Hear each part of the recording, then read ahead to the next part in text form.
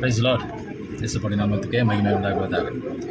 நான் எந்த வியாதியிலேருந்து வந்தேனோ ஆண்டவராகிய இயேசு கிறிஸ்து அந்த வியாதியிலேருந்து எனக்கு விடுதலை கொடுத்தார். இன்றைக்கி அதே போல் இருக்கிற ஜனங்கள் மத்தியில் ஆண்டவர் இந்த ஊழியத்தை கொடுத்து நடத்தி கொண்டிருக்கிறார். கர்த்தருக்கே மகிமை உண்டாகுவதாக. தேங்க்யூ. God bless you.